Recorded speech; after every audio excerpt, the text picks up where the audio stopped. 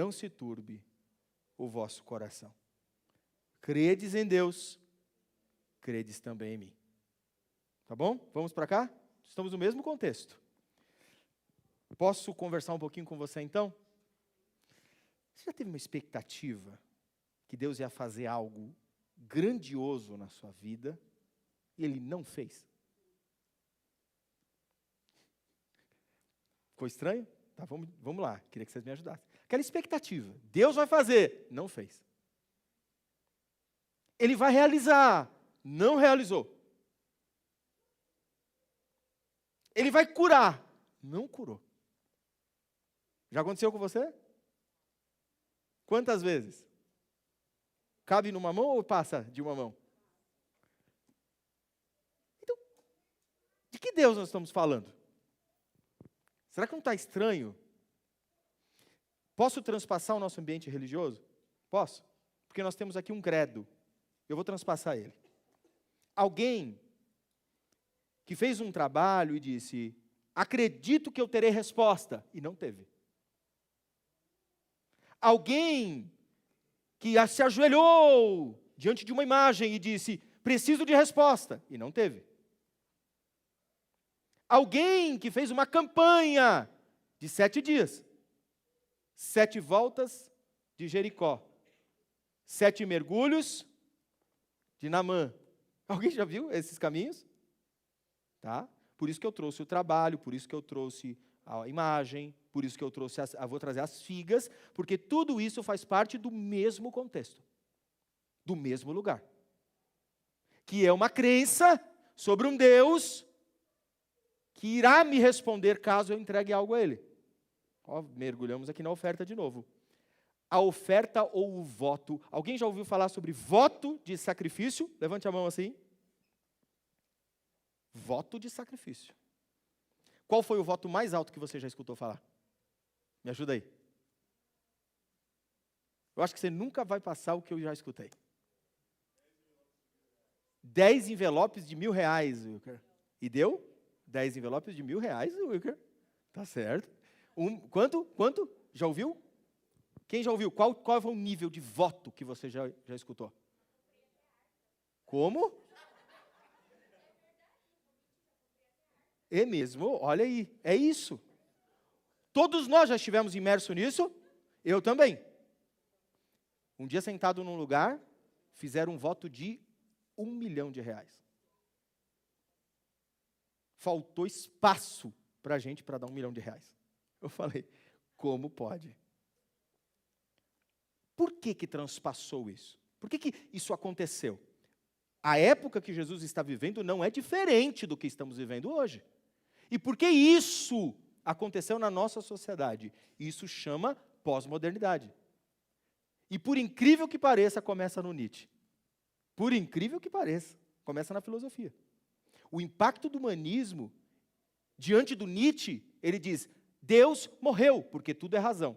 E a sociedade se apegou nisso absolutamente. A partir de um momento, a razão é questionada. Tanto é que hoje o seu TCC não vale nada. Hoje em dia nem tem mais TCC, hoje já estão chamando de artigo. Amanhã será post.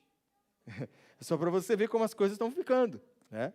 Fazendo o estudo, é um curso em Harvard. Sabe como é que você faz as provas? Num fórum. Olha, e você fala, ninguém concorda com você, ninguém concorda com nada e está tudo bem. Não tem nota, não pode repetir.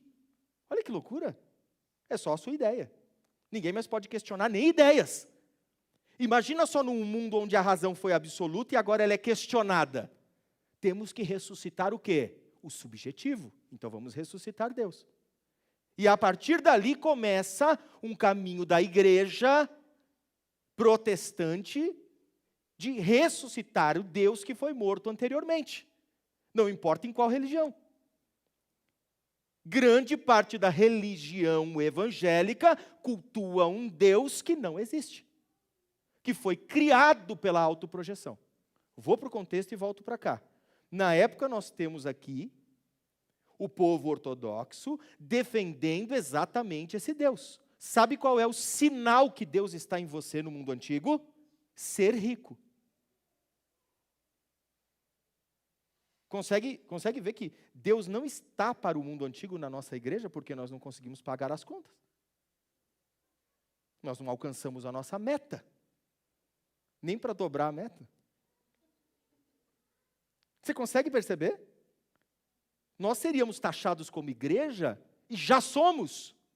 Até porque assistem o vídeo e vê que a gente não alcançou 100%, fizemos 250%, aleluia! Porque o mundo vê essa vitória, e era isso que os hebreus viam. Agora imagina só o mundo ortodoxo, vendo Jesus andando com pessoas, que muitas vezes para pagar o imposto precisava, vou ter que pescar para pagar o imposto, vou ter que pegar os 5 pães aqui, os 2 peixinhos do menino que estava aqui com fome para alimentar a multidão, porque não dá para comprar. O Jesus é aquele que não tem aonde reclinar a cabeça. O pai dele é carpinteiro, não ortodoxo, sacerdote, não. Então, olha como o julgamento do mundo sobre o que é ser abençoado e o que é ser abençoado segundo o Evangelho é completamente diferente. É nesse estado que eles estão, e impressionantemente os discípulos acreditaram piamente em Jesus. Ok, não é ser abençoado, mas a expectativa interior dos discípulos não era a que Jesus tinha a entregar a eles. Eles não entenderam isso. Você orou e não teve resposta. Quando você não tem resposta sobre o que ora, o coração fica turbulento. Não consegui pagar aquela conta. Como é que fica o coração? E à noite? E para dormir? Vocês já deitaram do lado esquerdo assim, o coração ficou tu na orelha? E quando você tem alguém no hospital? E a sua rotina bagunça tudo, e você tem que ficar indo, voltando. Ou quando você senta no médico, eu não sei se você já teve essa experiência, de sentar no médico e ele fala, olha, não tem saída. Vocês conseguem perceber que o Deus que criaram, ele não é o mesmo das Escrituras? Até chegar em Jerusalém, eu vou trilhar esse caminho, só para você entender o que está acontecendo aqui, o porquê que Jesus tem que chegar para os seus discípulos e falar, não se turbe o vosso coração. Começa o ministério de Jesus, ele falando, joga a rede do outro lado, e o barco se enche de peixe. Isso acontece em 2 episódios de forma diferente em determinados contextos. Mas lá no começo também acontece isso, o barco está cheio de peixe. Como é que você fez isso? Agora largue tudo e vem ser pescador de homens comigo. É lógico, depois de um milagre desse, eu nem vou precisar mais pescar. Eu chego, levo Jesus do barco e falo, onde eu jogo a rede? Estou rico, vou vender peixe todo dia, vou ficar bem de vida. Pedro segue Jesus. Só que ali acontecem outros. Vamos lá. O leproso foi curado. A mulher do fluxo de sangue foi curada. A filha de Jairo ressuscitou. E aí nós vamos chegar no cerne das questões. Tem 5.000 homens. E Jesus alimenta todos com 5 pães e 2 peixes. Não tem milagre mais político que esse. Os discípulos, eles estão vendo a trajetória do herói. É a trajetória do herói. Saiu do nada de um barco e agora tem 5.000 homens, sem contar mulheres e crianças, espalhados por aqui. Já agora sim, olha o pensamento dos discípulos ali se a gente juntar esse povo que está se reunindo daqui 2 ou 3 anos, nós somos 30.000, 40.000, a gente toma Jerusalém, depõe Roma, faz uma revolução social. Por quê? Porque o nosso líder, pão, peixe, curado. Quem é Herodes diante desse líder? Tanto é que os filhos de Zebedeu chegam e dizem assim, olha, um lugarzinho para mim ali na sua direita ali e outro na sua esquerda. Enquanto eles estão ancorados naquilo que eu vou chamar de Deus da autoprojeção, está tudo bem. Agora o espetáculo vai ficar ainda maior. Alimentou os famintos. Agora chegou um ponto. Ele anda sobre as águas. Está vendo aqui? O ibope de Jesus está subindo. Tem gente para todo lado seguindo. Agora ele chega em Betânia e ele ressuscita um morto depois de 3 dias e vem gente de Jerusalém, vem de todo lado para ver o que aconteceu. Segundo a exegese textual, vem mais gente ali do que tinha nos 5.000 homens. Todo mundo quer saber o que aconteceu. Como ressuscitou um homem, como o túmulo, a pedra rolou, como alguém saiu dela, como ele chamou um morto, o morto voltou à vida. Imagina só os espetáculos das festas onde Lázaro estava. Se fosse hoje, ele se tornaria um influenciador. Ou não é? Quando acontece alguma coisa no avião com alguém, milhares de seguidores, imagina ele sair e falar, estou aqui, morri, mas voltei. Todo mundo vai querer saber quem é. Seguir. E Jesus faz isso. Os discípulos estão extasiados. Chegou a hora de entrar em Jerusalém. Lá entra em Jerusalém, Jesus entra no burrico e todo mundo louvando, é palmeira, entra aqui, eis que entra o Rei da Glória, o Senhor dos Senhores, é chegada a hora. Se ele fez isso em Betânia, se ele fez isso em Betesda, se ele fez isso na Galileia, imagino o que ele fará em Jerusalém, na cidade do grande rei. Quando entra em Jerusalém, sabe quantos milagres Jesus faz em Jerusalém? Nenhum. Frustrante. Esse é o tema do nosso mês. Jesus, uma completa decepção. Estranho esse tema, né? A expectativa dos discípulos era que ele, Jesus, suprisse as dores humanas deles. Suprisse ainda, vingasse a agonia do cativeiro babilônico. Eles liam Isaías 53, que logo virá um que vai vingar. Isaías 9, e falava assim, o governo está sobre os teus ombros. Chegou a hora da nossa vingança, nós somos humilhados demais, mas agora chegou um que vai dar voz popular a nós. E quando Jesus entra em Jerusalém, ele começa a ministrar, eis que é chegada a minha hora, e eu volto ao Pai, e vocês vão ficar sozinhos. Mas aonde estiver você, e eu estiver em vós, e as minhas palavras estiverem em vós, ali eu estarei. Pedirão o que quiseres, mas olha, no mundo terás aflições. Mas tem de bom ânimo. Para quê? Que isso? Você ressuscita um morto, você alimenta uma multidão, e agora que a gente está no ápice para derrubar Herodes e Pilatos, você vem falar de, tem de bom ânimo? Triste é quando Jesus não faz o que a gente quer. Triste é quando Jesus não cumpre aquilo que a gente deseja. Mas sabe por quê? Porque nós geramos um Cristo segundo as nossas necessidades e demos até nome para Ele. Não, Ele é provedor. Mas Ele só é provedor para quem precisa de provisão.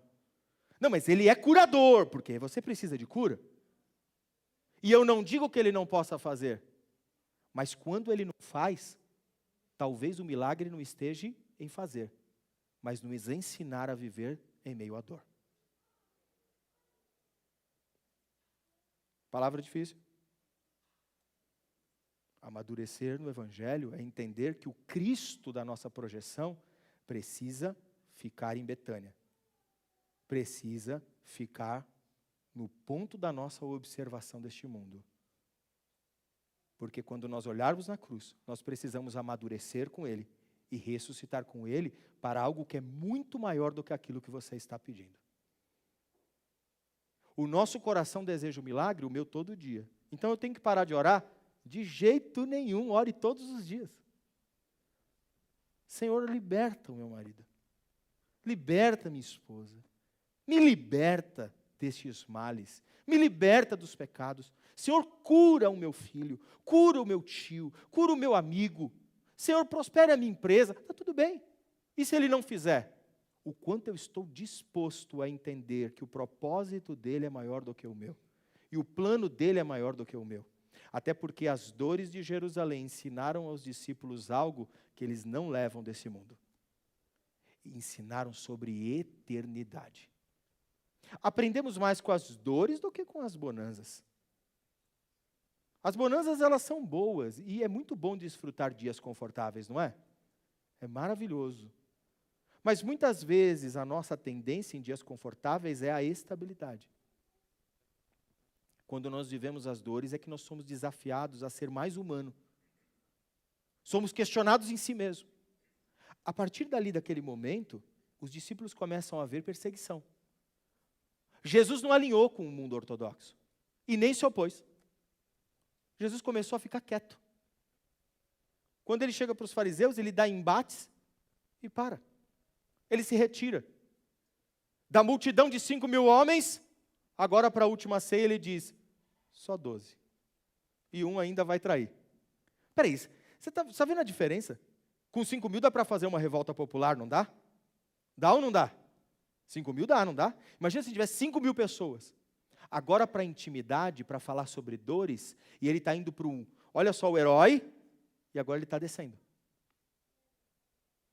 A ponto de enfraquecer de tal maneira, que numa eleição, colocam um bandido, matador, e Jesus escolhem um bandido matador. Consegue perceber isso? Para você entender como ele enfraqueceu popularmente. Eu estou falando de aspecto social. Ninguém mais via ali o Jesus como, alimentou, porque bonanças, sinais e maravilhas são esquecidas. Mas as palavras de vida eterna não são milagres, maravilhas e sinais. Isso são passageiros. Tanto é que Paulo vai olhar e falar o seguinte, e isso no final vai passar.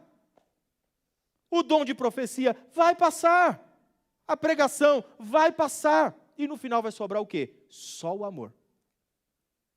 O que Jesus está ensinando aos discípulos é sobre fé, é sobre estrutura, é sobre se manter presente durante as dores. É sobre que o reino não é neste mundo. E quando isso aqui, se você entender isso,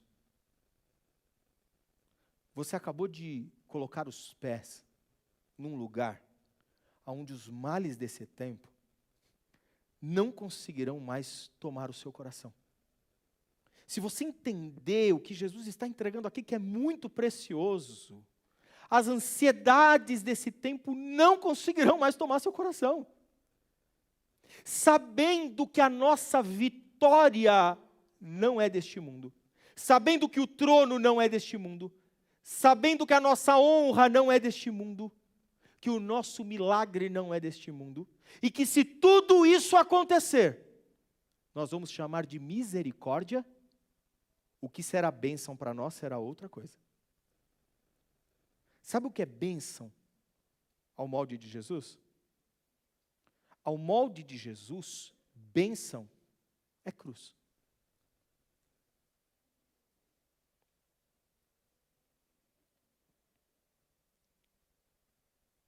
Dores. Até porque se não fossem as dores, quem seríamos? Pensa você sem dor nenhuma. Se a gente já é ruim com dor, imagina sem dor. Se a gente já perde a nossa mente, desliga, e esquece do próximo sem dor, imagina com dor. Se a gente muitas vezes quer, esganar alguém sem dor, com dor, imagina sem dor. Se a gente muitas vezes já fica, Deus está me honrando, Deus, olha a honra de Deus. Sem dor, imagina, com dor, imagina sem dor nenhuma. Imagine imune a todas as dores desse tempo. Por isso que as dores são necessárias. Um dia eu perguntei para o professor, falei, qual que é o propósito das dores? Ele disse, eu não sei te explicar. Eu falei, é mesmo? Eu não sei. Mas um dia você vai saber. Eu falei, como assim? Tem que passar. Quem não é crucificado com Cristo, para que ressuscite com Ele, não tem parte desse reino. Não se turbe o vosso coração, seus corações estavam turbulentos na esperança terrena. Seus corações estavam perplexamente ligados a um trocadinho desse mundo? Ao ouro desse mundo que corrói? A prata que vai embora? Ou o quê? As roupas de marca que você vai comprar? A casa de luxo que você vai morar? Ou será que tudo não é finito? Voz profética aqui. Profética, é profecia agora. E inerrante. Em 110 anos, ninguém mais estará aqui. E a gente guardando o quê? Guardamos o quê? Defendemos o quê? O que ele está dizendo aqui para eles é a vida que vocês estão tentando defender. O reino que vocês estão tentando defender é passageiro. Mas o que eu tenho para entregar para vocês vai trazer uma paz que excede o entendimento humano, que derrama tranquilidade no meio do caos, que acalma tempestades no meio da maior dificuldade da sua história, que no meio de uma oração não respondida, vem uma paz compreendendo que o melhor é o caminho de Deus para todos nós e sabendo que o fim da vida é só o começo da eternidade e ali reinaremos com Ele em glória. Quem crê nisso?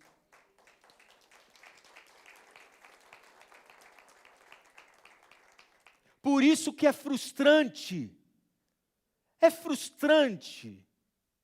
Mas eu não queria isso. Se você falar para mim, que falou, eu só queria a vida eterna mesmo aqui. Você sabe que não é isso. Você sabe que você também quer um dia bom, um dia tranquilo. Se você perguntar aqui na demagogia, todo mundo trocaria a sua estabilidade financeira, o que você dá para o seu filho, por vida eterna. Aqui, nossa, é lógico que sim. E no dia a dia, eu não trocaria. Então venderia a sua vida eterna para estabilidade de comida. Não precisa de estabilidade absoluta. Comida e teto para o seu filho? Sim, trocaria, cara. Agora. Você não precisa nem conversar comigo. Sem demagogia. Aí o pastor faria isso. Faria e faço a hora que... É vida eterna ou comida para os filhos? Esse sou eu, decaído, com a expectativa humana, me arrastando por esse mundo. Quem me dignificou não foi meu coração. Não foi o meu pensamento, porque ele sempre vai para esse lado aqui. Quer saber se eu vou proteger minha alimentação ou vida eterna? Precisa perguntar? Precisa? Vamos ser desafiados? É isso aqui. Esse é o desafio do Evangelho. Não sou eu. Não se turbe o vosso coração. Credes em Deus. Deposita em Deus a sua crença. Porque você não pode. Porque se você continuar tentando na sua força, o coração vai continuar turbulento. Eu tenho que olhar todo dia e falar, eu defendo mais minha casa do que o reino de Deus. Mas por misericórdia e graça, Ele resolveu me defender. Diante de todos os juízes desse mundo. E aí quando eu olho isso, eu olho para a minha dor e falo, estou triste, por quê? Quando eu olho para o desamparo, eu falo, estou desamparado, sendo que Ele me deu tudo de graça por misericórdia. E quando eu aprendo isso, e eu consigo cada dia que passa estar mais próximo disso, os males desse tempo se tornam nada, pó, poeira. Aí tem gente que fala assim, eu tenho medo de olho gordo. Não se turbe o vosso coração. Se eu estou em Cristo, a quem temerei? A quem temerei eu, sendo que o meu coração não está nesse mundo? Tenho medo do quê? Qual que é o medo? De alguém fazer um trabalho para você? Pior que trabalho, oração contrária? Mandingas espirituais? Mascaradas de religião? É só para o bem, nós estamos aqui orando por ele, mas é só por bem que eu contei toda essa história, é isso? Mandingas, espiritismo, possessão desse mundo, é isso? Onde nós estamos mergulhados? Se eu estou em Cristo, nenhuma condenação há, é isso que ele está ensinando, e eu sei que nós não somos capazes de entender na completude. Eu turbo o meu coração todos os dias, mas todos os dias eu volto e eu falo assim, credes em Deus, crede também em mim, na casa de meu pai há muitas moradas, se não fosse assim ele teria dito, ele falaria, não tem morada lá, mas olha só, onde há morada? Na casa do pai. Por isso que o nosso coração tem que estar mais no reino do que nesse mundo. Alguém tem consciência disso? Consegue entender isso? Isso é amadurecimento espiritual para nós. E isso vai acontecendo dia após dia. Perfeito nunca seremos. Mas se você precisar de ajuda, eu estou aqui. E tem alguém aí do seu lado. Porque talvez a gente não consiga. Às vezes o casal tem um que está mais apegado e turbulento nesse mundo, né? Ou não tem? Tem dia que você acorda meio turbulento, não tem? Aí chega lá o cônjuge e fala, calma, nosso reino não é aqui. Não é nesse tempo. Ah, mas eu estou revivendo minhas dores, minhas rejeições, meus traumas. Calma, eu sei. Turbulento é o coração dentro de tudo isso, mas calma. Existe uma paz que transcende esse mundo, mas para ter essa paz eu preciso estar em outra morada, não nessa. E aí é lógico que na oração, eu transporto meu coração ao Pai. E aí eu sinto o espaço da eternidade, onde tudo já se consumou e lá Ele enxugou dos olhos toda lágrima. E aí o reino se faz presente em mim. Quem entende isso? Não se turbe o vosso coração. Credes em Deus. Credes também em mim. Na casa de meu Pai há muitas moradas. E se não fosse assim, eu lhes teria dito, vou preparar-lhes lugar. O seu lugar é em Jesus. E aí nenhum mal desse tempo te afligirá mais. Podemos caminhar para essa direção, igreja? Amém? Feche os seus olhos abaixo da sua cabeça. Nós vamos orar a Deus.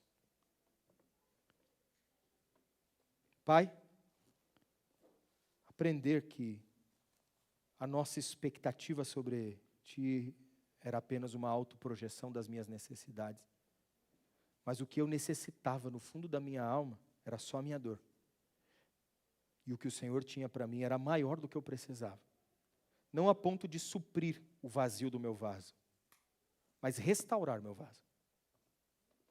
E transbordar meu vaso. Com um óleo que esse mundo não tem. As dores desse tempo, como diz Isaías 53, o Senhor levou sobre si. Mas ainda temos dores. Mas sabemos que essas dores agora é para a vida. E quando eu foco os meus olhos na eternidade, até as dificuldades e as perdas que eu tenho nesse tempo, cooperam para o bem. Como cooperam, talvez eu não entenda, porque meu coração é turbulento. Meu coração se confunde. Mas eu quero, Pai, todos os dias depositar o meu coração em Ti, para que eu não me engrandeça com as vaidades desse tempo e nem me perturbe com as dificuldades, mas que eu possa ter o Seu coração em mim, para que eu possa descansar em meio à tempestade, dormir como o Senhor dormiu, e saber que todas as coisas estão no controle das Suas mãos, e que o meu reino, os meus desejos, não podem estar ligados às coisas daqui. E que quando eu entendo isso, eu estou imune aos males desse tempo. Porque eu sei que eu ando de glória em glória e de vitória em vitória, sendo que a minha vitória chama cruz.